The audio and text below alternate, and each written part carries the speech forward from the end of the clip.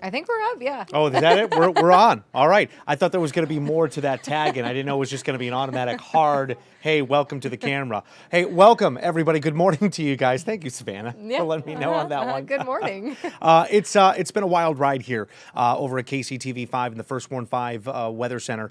We have been monitoring for severe thunderstorm activity.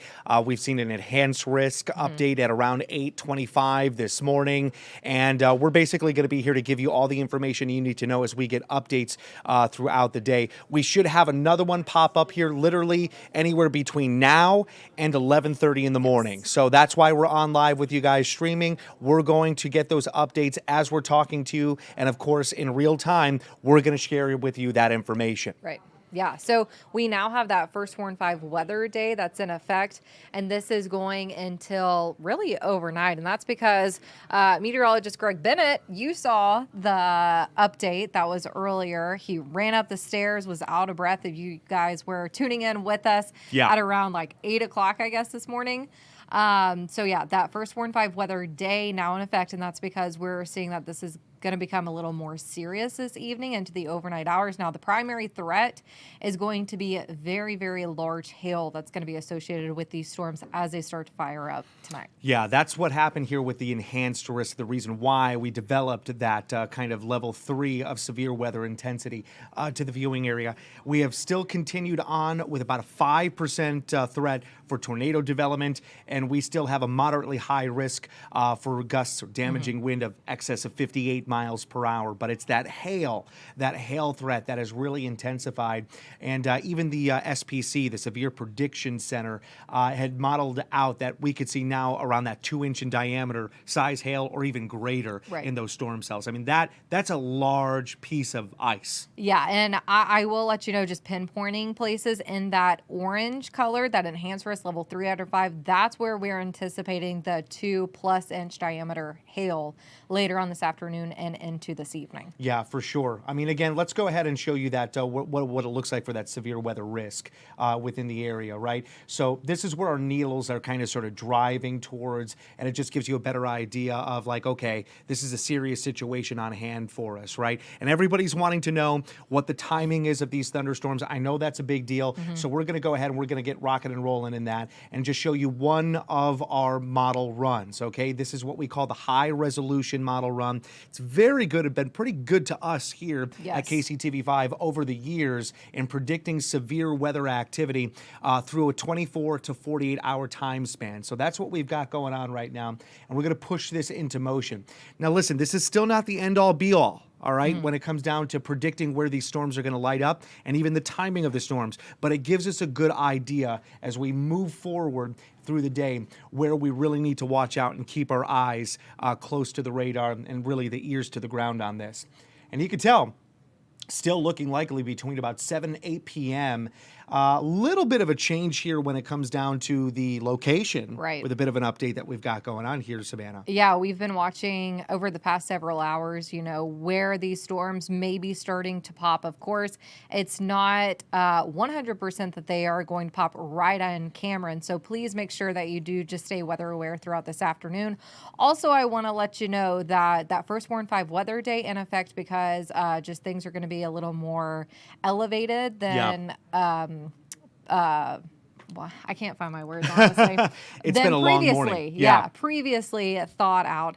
Also, we're watching that risk for the Storm Prediction Center to see if they're going to be keeping us in that enhanced risk or even elevating us just a little bit further. And I know that there is the K-State, the KU basketball game, all going on tonight. So if you're here in Kansas City in the metro, if you're going to be over in Lawrence, you know, commuting into the city to watch that game, please make sure that you have our First Warn 5 weather app available and downloaded on your phone, because as soon as we get the alert that we're maybe getting a tornado watch, a thunderstorm watch, or even warnings, we're going to send them right to your phone. Yeah, absolutely. I mean, that's what it's all about here, friends. And in fact, let's go ahead. I've got the forecast kind of sort of popping on up for you in just a second. Takes just a quick second to ingest this. There we go. And let's see if we can get that into motion.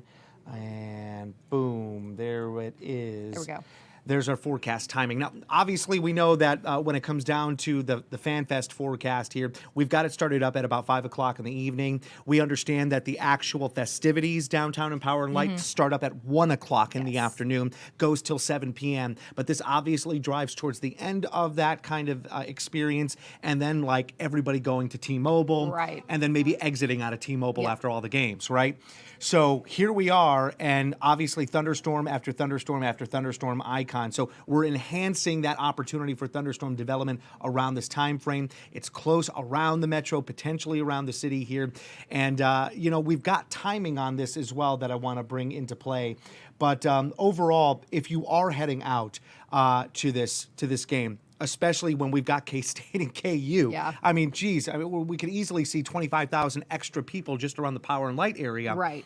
This is something that we have to take seriously, and you may need to plan accordingly, right? Exactly, exactly. And while he's popping up his graphic for the timing, I want to say if you are on Facebook and if you have any questions, go ahead and write them in. I'm watching it so we can answer them as they're coming into the Facebook live stream right now. Yeah, absolutely. All right. And we literally just built this one Yeah. literally like about 5 minutes ago, just to give you an idea, rough idea of where these storms may start to fire up. Now, granted, a lot of our data is indicating that we're really wanting to stick closer to around I-70 just in general for initial fire up. But nonetheless, we still want to take into consideration locations such as Garnett or Lacine or even Butler well to the south. If you do see it in these locations and we're seeing it with a warm front developing through the area, it's possible between 4 and 7 p.m. within these locations we could see initial startup of these storms, but it's more likely we're going to be closer to a range between Harrisonville to I-70 for that first kind of line of thunderstorm activity. Where that enhanced risk really is Right. located. And that's because the firing of the storms, I think the anticipation is that that's where we're going to be getting that large to very large hail activity. And then as it continues to move up towards the north, that's when we get into that tornado threat. Yeah, exactly. And in fact, let's see if we can bring in the hazard forecast data for you. And again, this technically has not changed for us quite yet. We're still monitoring it. You know, obviously we are in 11 o'clock in the morning. It should come down for us if we do see an update to the severe weather risk. I mean, literally while we're on live kind of streaming here, you're going to get that information as soon as we're getting the information. So that's how kind of raw the data will be coming into us. But this is our map, and unfortunately where we're at right now, let's see if I could just pop that up and get us out of the way so you can see the entirety of our maps. This is showing you what kind of chances we have for tornadoes, for high wind, for hail development out there. The brown coloration, for example, for the tornado threat, that indicates that we have a 5% risk to bring in rotation or tornado development. The yellow zone for wind is 15% chances. That red zone that we've got there for hail, that's your 30% chance. Now, you're looking at these going, well, okay, you know, Greg, Savannah, I mean, even 30%, yeah, but it's kind of low, isn't it? I know, to the naked eye, somebody who hasn't, you know, gone through and learned atmospheric dynamics and atmospheric physics, you think, yeah, these kind of percentages are relatively low. But when it comes down to meteorology, to see, for example, even a tornado threat at 5%, to put that in perspective, we get hurricanes, right, down to the south, around the Gulf coastal areas, getting over to the Atlantic, right, and they produce tornadoes all the time. It's almost a given, almost even a guarantee that you'll get EF0 and EF1 tornadoes forming on rain bands that come off of a hurricane. But even in that threat for tornado activity on a hurricane, it may go up to 10 or 15%. So even though it's low, it doesn't mean that, oh, we're just not going to see it. This actually has me on the edge of my seat as a meteorologist to go, we need to watch this. And it's almost like the baseline isn't 0 to 30%, you know, Right. because that's, if I'm a viewer and I'm looking at this, that's kind of what I think. But Right. it's not that. Not at all. Yeah. It's like on any given day, there is a chance, but it's a very low chance. And now we're adding 5% to that chance. See, that's how it's supposed to be Yes. done. That's the definition here that we should be getting at. And then, of course, Savannah, we were talking about this earlier. We still have those kind of black hash marks through the red zone in that hail kind of thing. Yeah. Do you want to explain what that means? Yeah, so that is going to mean that, unfortunately, these places have a very good chance of seeing hail up to 2+ inches in diameter. That's like a egg, or maybe even up to a tennis ball size hailstone. Also, I know a lot of people are probably thinking, okay, it's going to be hailing. Like, what can I do? Make sure that, if you do have a garage, your car probably should be in it, but also stay away from all the windows, because you can just see that the severe levels through a quarter all the way up to a grapefruit size, they can easily break windows, especially in your house. And I mean, unfortunately, if you are going to be driving in this, hopefully you're not, it can do a lot of damage to your vehicles. Oh, my goodness. Absolutely. I mean, we're talking about the size of an egg here. Yeah. We could easily do some serious, obviously paint damage, but dents, smashing windows. Yeah. That's something that these, 2-inch diameter hailstones, you get 1 or 2 of those and boom, you're out a back window and a front window easily. And I also wanted to mention, yesterday with those severe thunderstorm warnings that we had, I know there were just a handful, but I mean, we had ping pong ball size yesterday. We did indeed. And now we're adding more energy to the atmosphere. And that's why we're increasing this threat for hail. So, yeah, this should not be taken lightly. Not but at all. I do want to say, we do not want to scare you. We just want to give you all the information we have so you can be prepared. I mean, that's the thing here. There is an opportunity that some of this thunderstorm activity may not make it to the metro, our highly dense populated areas. It may just be much more active to the north, maybe in mostly farm country. And now, obviously, we have friends and family that are up in those locations, but those homes are few and far between as you travel more to the north and getting up towards the Iowa border. That's actually some good news for us. Hopefully, it will miss most people overall. But listen, when we're talking about an enhanced risk that literally straddles I-70 with the metro smack dab in the middle of it, we want to cover all of our bases here. We want to make sure, no matter what, that you guys are staying safe, and you could say, wow, Savannah, Greg, Luke, Warren, they had our backs. And we're the ones that you want to come to make sure that you're ready for that kind of severe weather threat. And I do want to throw out, I know we probably maybe have a lot of farmers in the area. Definitely will want to bring in the cattle. If you do have any baby calves, bring them into the barn, because I know that this large of hail can be doing a lot of damage to your livestock. But I mean, also your plants, if you already planted right now, keep that in mind if you're going to be out in the field later on this afternoon. Just a good idea to have that phone handy and have that First Warn 5 weather app on your phone. I find this very fascinating, Savannah. I kind of stopped this at a point here at 10 o'clock at night Wednesday. I believe this is our high resolution model that we're looking at right now. You see this form of storm activity that stretches from St. Joe up to Cameron and kind of wraps back over towards Maryville. That is a very interesting formation of storm activity that has me raising an eyebrow for tornado development. Yes. Yeah. I mean, we've got basically a good opportunity here that we could be bowing these storms. You could see that there's almost a form of a nipple at the back end there north of St. Joe. That may be an area that we could see that spin up. Any of these kind of magenta colorations that you're seeing here have a great opportunity to get kind of a spin or rotation going. Remember, this is not something that, we're going to say end all be all. This is what's going to happen. But when you're seeing some updates to your forecast data come down and it's showing you kind of textbook bow echoing, which is what this basically is here, this is something that we have to take serious as meteorologists and letting you guys know, hey, we're looking like we could spout out some tornadoes out of this. Right. And I did want to throw out the difference between a first warn and a first warn weather day. I'm sure you've seen a lot of first warns on our 7-day forecast. And what that means that it could just be a little bit of a nuisance to your day. But once we take that to, here's that graphic. Once we take it to that first warn weather day, that means that we have very good insight that we will have severe thunderstorm warnings across the area. Not everybody will be seeing them, but we will be expecting a few across the area. And you also need to make sure that you're staying safe. You know, you have a weather plan handy, whether it be going to your basement, whether it be going to the most interior room of your house, away from all the windows. You know, we just want to make sure that you are prepared and understand what that first warn weather day is all about. Well, and you know, I hope that everybody is taking this warning, and maybe they're going to stay indoors. They're going to stay at home. You know, if you live in a mobile home, you know, and you might be in one of those thunderstorm prone areas that we've been tracking so far, it would be best to find an area that's more safe. You know, mobile homes are not the greatest for severe weather, especially when we're talking winds of excess of 60 miles per hour. They can't really hold up to those kind of strong winds, let alone the potential for tornado development. But if you're going to an event, and a huge one today, you know, maybe this doesn't stop you from wanting to go to those events. And I'm not saying that you should not go to them. You know, that's something that you want to do. You've been anticipating this. This only comes around once a year. We respect that.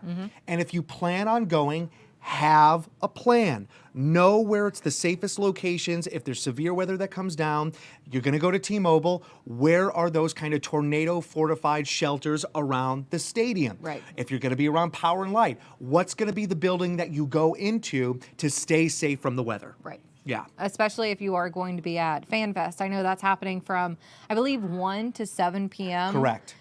So actually, like the heart of when we're anticipating these storms to really start to fire up along I-70 and press to the north. Here's that forecast for you. Today, temperature is not bad, but, you know, along with those spring temperatures that we shouldn't be seeing this time of year, we have those storms. Yeah, so, I mean, this is a serious situation, right? Our temperatures are supposed to be averaging in the 50s right now, and we're talking about daytime highs in the middle 70s. This is not just warm air. It's coming out of the south. It's very moist. We're getting moisture content from the Gulf of Mexico and along these storm systems that are tracking out from the west. So we're talking about warm and moist air content. Now that warm air lifts energy and moisture into the atmosphere. What that helps us do is break down the stability of our atmosphere to an unstable environment. Right. Now all of a sudden the domino effect is happening here where we're getting into a better and better chance to produce severe thunderstorms. So seeing these temperatures this time of year with the moisture content, those are all key things that we've got to stay very alert to and of course let you know about. Right. And so I'm going to answer a few questions on Facebook Live. If you want to go ahead and pull up the Futurecast. Okay, the Futurecast. Anna is asking about payola today. Okay. That's a great question, Yes. right? And you know what? What we'll do here is, in fact, I know I've got this kind of in play mode. I'm going to take it out and put it in build mode because I want to be able to go from one model data run to another. Right. So first and foremost, we're showing you right now the high resolution model run here, right? So I'm going to put this into play. And again, this is really trying to pull towards the early evening. Now, overall, if we're being honest with you, when it comes down to the track record of the high resolution model, typically the storms would actually develop an hour or two ahead of what we see here. It's not the end all be all, but it has happened more than one time that we start to see the storms develop instead of maybe 7 or 8 o'clock. They technically start somewhere between 5:30 and 6:30 at night. So that's something as well to take into consideration. But here we are at about 8:10 p.m. Actually, to be more precise, that would be 8:09 p.m. is what I'm looking at. And you can see how we start to light up some storms more up towards Cameron first and then stretching over towards Jefferson and Atchison counties. As we move this a little bit further on, we're going to get into about 9 p.m. now. Now we're starting to lift more towards Atchison County, moving up through Donovan County, Chillicothe with some strong storms in Livingston County. It continues to ride up the warm front here. Now we're getting into about 9:30, 10 o'clock, St. Joe, Maryville, Bethany areas. And then all of a sudden it starts to shift slightly with those storms out towards the east into 10 to 11 p.m., getting closer to around, DeKalb County, and then moving over towards Cameron along Interstate 35, right? And this particular model doesn't really show Baser. Doesn't really show Tongi, doesn't really show a whole lot of Leavenworth County just in general, right? Even for Platte County, it's north of Platte City. Again, friends, this is not the end-all, be-all in this one. I'm going to switch it up. And it's really about when these storms fire up. If they fire up a little bit earlier this evening, then we know that they're going to be riding that warm front.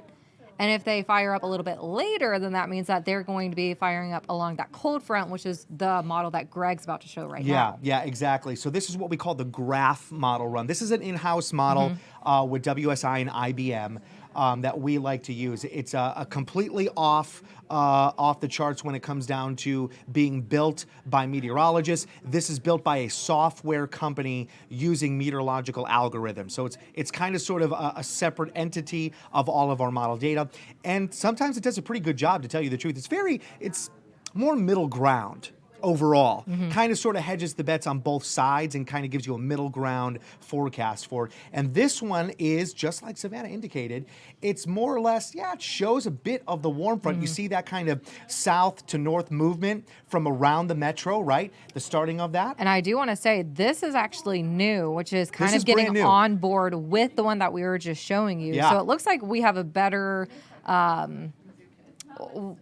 confidence on the that, warm front. Yeah, that it is going to be the warm front before the cold front finally pulls through. Yeah. So, and this one, is now setting up very much like the high resolution. Now it drops a stronger storm opportunity. There you go. Look at that, 10 to 11 p.m. That's easily the Northland. And again, this literally just came in. This is the first time we're seeing this newest model. So, that's why we're talking you through it. Yeah, Savannah, I think this is it. I think we officially got our new data. So once we go through this modeling, I'm going to bring back our severe weather, see if it's changed a little bit, if we've got a moderate risk or if it's still in the enhanced. But yeah, so this is brand new data. We're literally getting this live. This is raw data coming in. We're analyzing this together. Right. And yeah, agreed. It looks like we have chosen the warm front.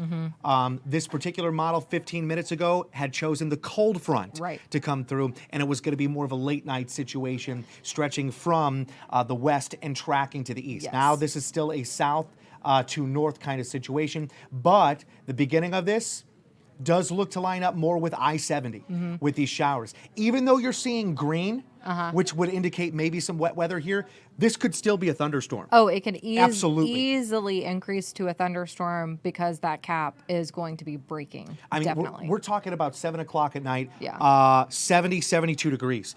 Plenty of warm air. Plenty of warm air lift. And I know most of the models are not showing hardly anything south of I-70. It does not mean that a storm is not going to pop in your area. So if you are in the viewing area or maybe even traveling in for the games later on, please make sure to have that phone handy in case any of these do become severe thunderstorm warned or even tornado warned later on. Now check out this update as we get to about 5 or 6 o'clock in the morning, the last line from the cold front. So we're dragging the cold front from behind the low pressure system across all of our southern counties. See, this is why, friends, right here, this is why we're still under a slight risk of severe storm activity all the way down to the bottom end of our viewing area. Garnett, Lacine, Butler, Clinton, Benton counties, Pettis counties up towards Sedalia. Heads up. You know, just because you're not going to get the initial line of strong storms doesn't mean that you won't still get major hail development, high wind, heavy downpours, and I still don't want to rule out the opportunity for a funnel cloud here either. It's just your timing is now looking more likely towards the end of the storm system. That's right. Yeah. And I am going to go ahead and step out. I need to get ready for the noon show. If I see any updates, I'll come let you know. But hopefully everybody has a great day. Join me in the noon newscast. I'm going to be giving all the updates then. And then also Chief Meteorologist Luke Doris and then Warren Sears will both be here this afternoon. They have your back. But Greg, take it away. All right, done and done. That's what we're going to do. Savannah, thank you so much. She's phenomenal. I mean, gosh, we got her out of southern Missouri, out of Springfield, where they have seen nonstop severe storm activity. They've had to track tornado after tornado after tornado out in that location. Much more common down to the south near Branson, obviously Joplin, than us up here. So she's a highly skilled and well-experienced meteorologist. It's great to have her on the team. It really is. So listen, that was our in-house model. I've got one more model I want to show you, and this is called the NAM model run. This one tends to take our in-house model and the high-resolution model and kind of spit out an average of the two of those. It's just taking me a quick second to put this all into perspective for you, and I'm going to back this up. Now, here we are, 4 o'clock in the afternoon, 5 o'clock, 6 o'clock. All right, so we're starting to see a little bit of lift from south to north, but it's still out towards central Kansas. This is the initial warm front that we're looking at right now, right? But as we move forward in time, 8, 9, now we're at 10 o'clock. Now we're at 10 o'clock. We're no longer necessarily seeing the warm front. Now we're starting to see a cold front take over. Okay, so this particular model is still holding on to the cold front, taking in the most aggressive storm activity and providing it by late evening instead of early to mid-evening. But notice where we're at here, right? Atchison, St. Joe, Maryville, all looking at intense reds, oranges, and yellows, all indicative of heavy, heavy rain and potentially powerful thunderstorms. It lessens and then reverts into some more energy. It crosses over the area by midnight. And finally, early morning Thursday, we start to be more impacted here around the metro with powerful thunderstorms, possibly the severe weather threat, right? So as you can tell, each model takes a different scenario, different types of raw data from the atmosphere, puts it into a different algorithm, and provides us an educated guess on what it thinks the storm system is going to do. Two of our short forecast model data runs are indicating that the warm front is going to take over for us. We're going to start initiation of these storms by around the early evening to mid-evening time frame. One of our models says no, we're still going to take the cold front in. It's going to be most impactful by late night tonight, starting from the north and west and tracking across and south with the cold front that moves through the area. So this is why we say, don't take everything that we're showing you for what it is. These are just educated guesses. We're still trying to hone in on it. It gives you an idea of what to anticipate. If you're just looking at this point, Blake, this is what you need to take home about this. Just, this is it right here, raw as it stands. By this afternoon, 4 or 5 o'clock, right? Get home. Stick to the indoors, all right? And have that plan in place for the powerful storms that may be moving through the area. If you don't see it, great. You're still at home, you're still watching TV, you're still having a good time, and relax, right? If you're gonna go out to an event, plan immediately. All right, I should expect to see high wind. I might see some crazy thunderstorms. What do I need to do if I still wanna go out to this big event that's going to be at T-Mobile, right? The Big 12. And then plan for that. That's what the take home is here, all right? We want you to be prepared for these storms to develop into the area. Okay, I'm gonna get out of the build zone, and it's asking me if I wanna save. I don't want to save anything. I'm gonna get back over to the SPC, the Outlook, the Severe Prediction Center Outlook, and see if we have an update from our enhanced risk. And lo and behold, we have not budged from our enhanced risk. All right, so we don't have an update to a moderate threat or lessening of it. We're holding true, holding strong with the update that we got at around 11 a.m. of saying, nope, it's still looking great for hail. We're still looking at this area, especially in the orange zone, to produce the strongest storms. And it's most likely, from what we're seeing in our modeling data, it's most likely going to be from that warm front and everything kind of sort of starting to pop up by early mid-evening and continuing to transition northward through the overnight. All right, so that's where we're at right now with these storms. Again, we've got a huge event going on tonight, huge event at T-Mobile in the Big 12. We've got the Power and Light. We've got FanFest that's going on. That starts up at 1 o'clock in the afternoon and goes all the way to 7 p.m., right? This is what we're looking at. This is what we've decided to push through to let you guys know about.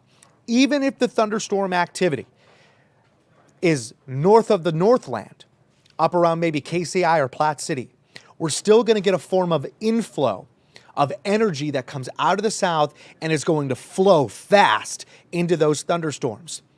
So even if we don't see storm activity, we are most likely going to see some gusty winds through the metro because of these storms. All right, so even that you have to take into consideration. All right, friends, let's see what else we got here. I'm going to see if we've got any people asking about these storms. This is a good question here, and I appreciate it from Sherry. Sherry asks, how fast is the storm going to go? That depends.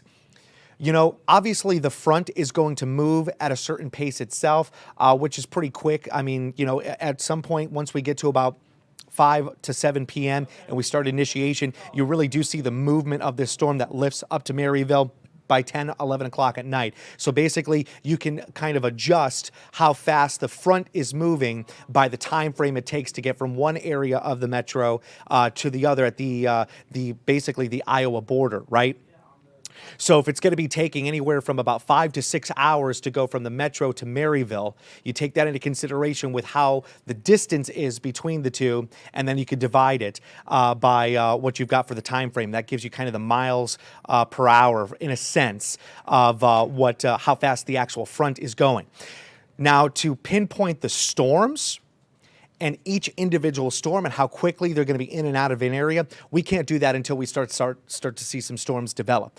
But I wouldn't be surprised if some of these storms, move at a pace of anywhere between 20 to 40 miles per hour. We've clocked storms moving at 60 to 70 miles an hour, fast moving storms above our heads. That could still do some significant damage. So that is a really good question. I appreciate that, Sherry. Thank you so much. I'm just looking over a couple of things here to see what we've got going on.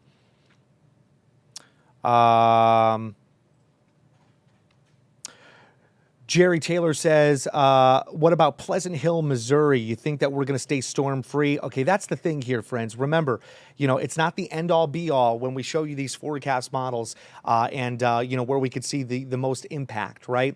We are all under at least a slight risk for severe storm activity.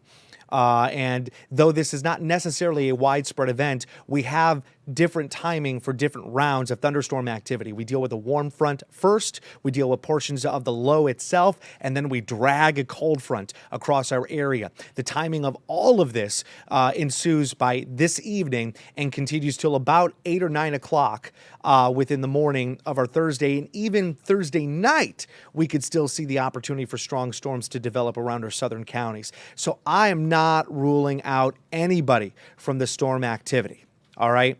You're just going to have to plan accordingly overall. I just don't want, what I say to you, if I say that Leavenworth is not going to see thunderstorms, I don't want you to plan for that. I would much rather you plan that you're going to see some inclement weather at some point out there. Maybe it's a quick drizzle and a gust at 30 miles an hour, and that's it. But I want you to be ready for gusts at 60 miles per hour and heavy downpours and hail development, all right?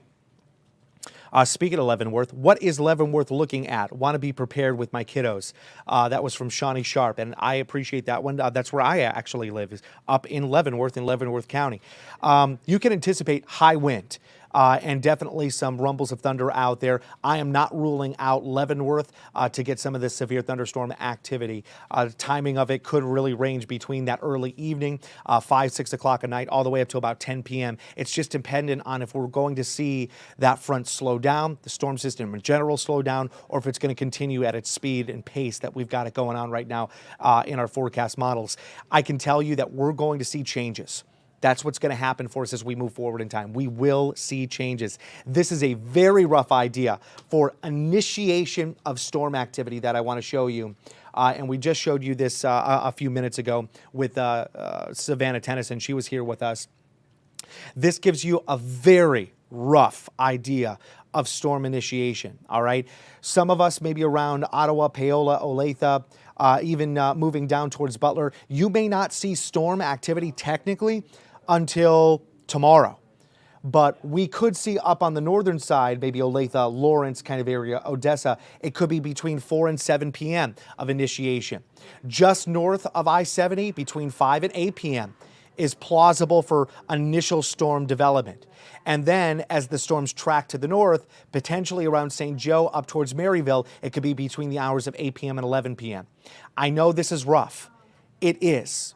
We understand that it's rough. This is the best that we have the timing for right now with the information that we have available. I can tell you right now, we're going to see this change. It's going to change because the weather changes. At a blink of an eye, we can change the temperature in the mid-level of our atmosphere. And for example, just during a winter season, as we go into blizzard conditions, right? And we're talking about snowfall.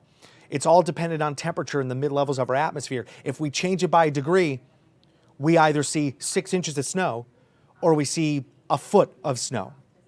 That's how much is dependent on temperature variation alone, right? And that literally can happen in seconds. The temperature fluctuates in the atmosphere constantly. And depending on how much warm air we have today and how much moisture content we're feeding in is going to delegate where we're going to see these storms, how many storms we're going to see, and how intense those storms are going to be. So that constant flux in meteorology is what has us always on our toes. This is why we're always forecasting for you and not calling it as is, and that's all that's going to happen. If that was the case, then it wouldn't be forecasting. We'd call it facting. That's just it. All right, let's see what we've got over here. Looks like I've got some new comments bopping down here. Lafayette County, that's a great one. Right, so you're getting over towards the Odessa area. And honestly, again, it's going to be that storm line that we can see this pop on up around middle evening and then continuing on to the late night and early morning of Thursday because the storms actually start to round out towards the east as we move on into our Thursday here. I'm going to bring back our high-resolution model just to show you what's going on. Let's see if it'll pop on up for us here. We've got 11:34 in the morning. We just showed you the updates to our forecast data. I believe we'll have another one that pops in anywhere between 1 p.m. and 2 p.m. this afternoon. And of course, that's when we'll have the changing of the meteorologists. You are no longer going to see Savannah, Tennyson, and myself. It'll be more Warren Sears and Chief Meteorologist Luke Doris. But as you can see, this is 8 p.m. on the high-resolution model, starting to lift more to the north with the development of these storms and then tracking up towards the north. Then we'll start to see this move more towards the east as we make it to the late night. It drags across Cameron here. Now we're starting to get to the early morning of Thursday. You can see how it's still north of Lafayette. And even Richmond, and then drags down towards about 4 or 5 a.m., and then we get into about 6 o'clock in the morning, and that's more of the front that drags through the area, maybe off around the Marshall region, and then moving towards Lafayette County. Like I said, friends, I wouldn't take this as the end-all, be-all at all. This is a very rough idea. Honestly, if I'm looking at this around Lafayette County, I would be ready. I would be on alert starting tonight at about 6 to 7 p.m., and be on alert all the way to around the late morning time frame of Thursday. That's my professional opinion as your meteorologist. That's where I'm at right now. Listen, you've got to understand that my job is not necessarily to forecast smack dab down on your neighborhood. I'm trying to make people as safe as possible and as many people as safe as possible as I can with my wordage and how I forecast. All right? So I will do my best to make sure that you stay safe overall. All right? I know some of you guys are mavericks. Some of you guys are made of some serious grit, and you will pop yourself out in the middle of a crazy thunderstorm and say, this is just a drizzle. I respect that. You guys are awesome. And maybe I'm not for you, and that's cool. But my job is to make sure that you guys stay safe. All right? So I'm always going to be on the conservative side of trying to make sure that you guys have all the information you need and that giving you the opinion of this is where I think you're going to be the safe point, you know, when the storms are in and out of your area. All right. One more hit. We're going to show you again the enhanced risk for severe weather, kind of sort of what we're looking at here. It's pretty impressive when we're talking about easily 50 to 60% now of the viewing area under an enhanced risk. And it stretches all the way down to Harrisonville. The rest of us under a slight risk for severe storm activity. That's a big deal. That's a huge deal. Under that enhanced risk, the reason why we've upgraded that is because we saw much better odds of inflow and updrafts, indicating stronger opportunities for large size hail. Large size hail would be about 2 inches in diameter or greater. 2 inches in diameter is like the size of a chicken egg. So the opportunity for a chicken egg to the size of a tennis ball, not out of the picture for us. Now, if that's falling out of the sky at terminal velocity, which is about 9.8 meters per second, and hits your car, I don't think it's just going to be a scuff. Okay, this is definitely going to be a situation where we're talking about major dents. You're talking about smashed windows, potentially putting holes in your roof with that kind of size hail. So it's a big deal. We want to make sure we ride that home and we try to keep you safe. This is not to scare you. We don't want to scare you. That's not the situation here. But it is our job to make sure that you guys are prepared for inclement weather. And that's what we're doing today, right? It's all about first warning you ahead of the storm, so you have a plan in place for you and your family. All right, friends, let's see what we've got here. I think that's going to be about it for now. We'll have another update coming in, well, basically in about an hour, maybe an hour and 30 minutes from now. We'll have another update for you. I am going to leave you, I think what I've got here is a couple of, let's see if I can find them. It's always so difficult. I know I have a few visuals of outdoors. It's just trying to find the right graphic that's got the camera for me. And you know what? I think I'm going to go into my main weather forecast because I'd much rather show you a live look outside the area just to give you an idea of what's going on out there right now.